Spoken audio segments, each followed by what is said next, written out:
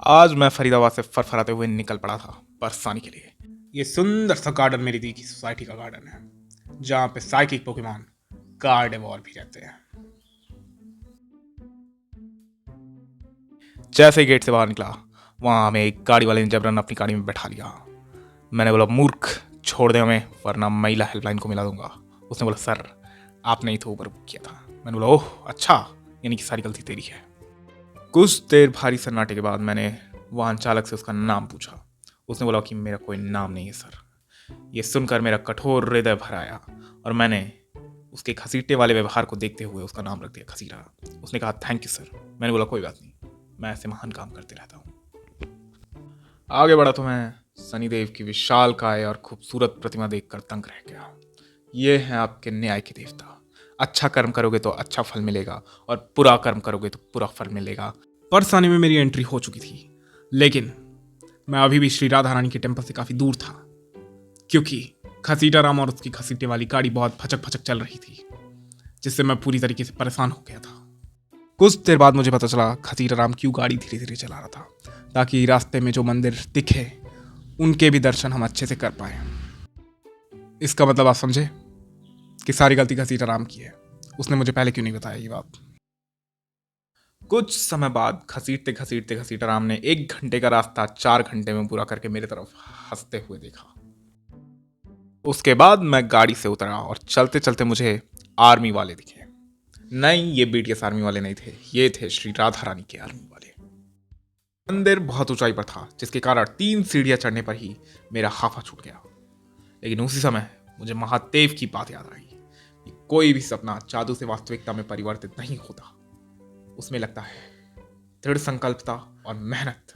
और यही सोच के मैं, हालांकि सोचने वाला डिपार्टमेंट मेरा है ही नहीं, लेकिन यही सोच के मैं राधे राधे बोलकर निकल पड़ा। मैं जब मंदिर के अंदर पहुंचा तो देखा वहां लोग श्री राधा के एक झलक पाने के लिए व्याकुल थे। मैं जब दर्शन के लिए आगे बढ़ा तो मैंने पुजारी जी से बोला, मारना मत, मैं बस दिखने में खतरनाक हूं, वास्तव में मैं काफी अच्छा मनुष्य हूं। दर्शन करने के बाद जब मैं व्यू देखने लगा मंदिर की ऊंचाई से, तो वो व्यू मुझे काफी सुहाना लगा और मैंने दुनिया को नीची दृष्टि से देखा। मंदिर से नीचे उतरते टाइम मुझे एक दुकान दिखी, जहां पे मुझे मोर देखने को मिले, जो शुरू होते ही खत्म हो रहे थे। दुकानदार ने बोला, मूर्ख, ये सब खाली सजाने के लिए हैं। वहां मुझे श्री राधा जी का जन्म स्थली भी दिखा। सब कुछ देखने वेखने के बाद जब मैं नीचे उतर गया तो मेरा भ्रम टूट गया और मैंने दुनिया को नीची दृष्टि से नहीं, स्ट्रेट दृष्टि से देखा। एक मोनार्क होने के नाते मुझे अच्छा काम भी करना पड़ता है, इसलिए मैंने कुछ खोए हुए बच्चों को उनके गार्जियन से मिलवाया। वो बात अलग है कि उनके पेरेंट्स को लगा कि मैं बच्चा चोर हूँ। समय के भारी अभाव के कारण मैं गोवर्धन टेम्पल में नहीं जा पाया, तो उस मंदिर का मैंने बाहर से ही दर्शन कर लिया। जय गोवर्धन बाबा। 20,000 साल तक गाड़ी में बैठे बैठे मेरा मूड डिस्टर्ब हो गया था। अब वो तभी शांत हो सकता था जब मैं श्री हरि के दर्शन कर लेता। चलते चलते फाइनली मैं जन्मभूमि पर पहुंच गया था श्री कृष्ण के, लेकिन मुझे अंदर जाने से रोक दिया गया। मैंने पूछा, हवलदार जी क्यों रोका मुझे? उन्होंने बोला, मुझे हवलदार दिखता हूँ? मैंने बोला, नहीं। उन्होंने बोला, तब सही है, तुम अंदर जा सकते हो, लेकिन तुम्हारा फोन नहीं जा सकता। मैंने बोला, मैं तो मोनार्क हूँ। उन्होंने कहा, मोनार्क हो या फिर मोनालिसा, किसी का भी फोन अंदर नहीं जाएगा। Rules are rules. और मैंने इस बात का सम्मान करते हुए अपना फोन उनके पास रखा और अंदर चला गया दर्शन के लिए। मंदिर में मैंने भव्य दर्शन कर लिया और उसके बाद मैं जब बाहर निकला तो सीताराम को बुलाया और बोला, हमारे फाइनल डेस्टिनेशन पर हमें ले चलो।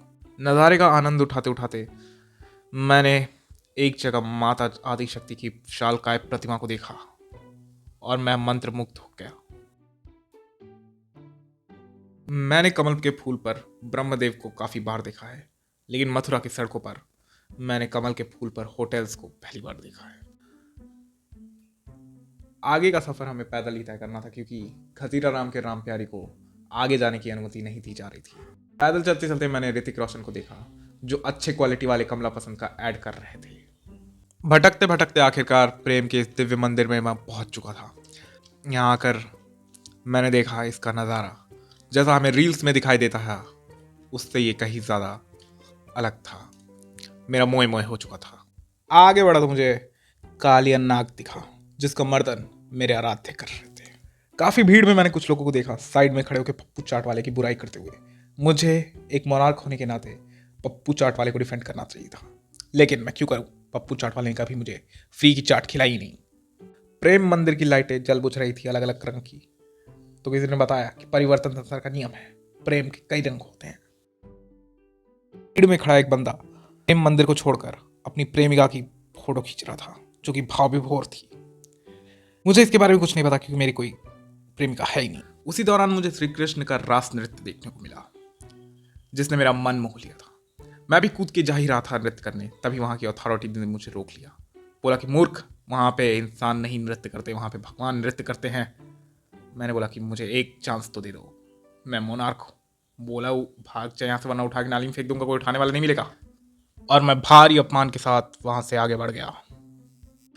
पानी की आवाज सुनकर इंद्रदेव मेरे याद में आ गए और उन्हीं के साथ मेरी स्मृति में श्री कृष्ण भी आ गए। समस्त गांव वालों को बचाने के लिए श्री कृष्ण ने गोवर्धन पर्वत को एक धूल के कण की भांति अपनी छोटी सी उंगली पर उठा लिया था।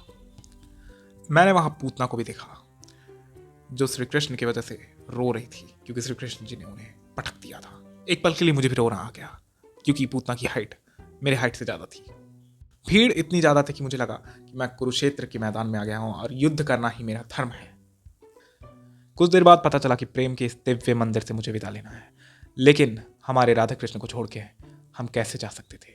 तभी मम्मी ने कहा, परब्रह्म प्रत्येक स्थिति में प्रत्येक मनुष्य जो उनके भक्त हैं उनके भीतर ही वास करते हैं, और जो भक्त नहीं है उनके भी भीतर वही वास करते हैं। तो इतना सुनना था कि मैं समझ गया, नारायण प्रत्येक ओर हैं और हम सब केवल एक निमित्त हैं उनकी रचनाओं के। अब जब विदाई की बात आई गई थी तो मैंने अपना हृदय प्रेम मंदिर में ही छोड़ दिया था। सोचा कि अगली बार आऊंगा तो अपने हृदय को ले जाने के बारे में सोचूंगा। अब मैं चलता हूं, तब तक के लिए जय श्री राम।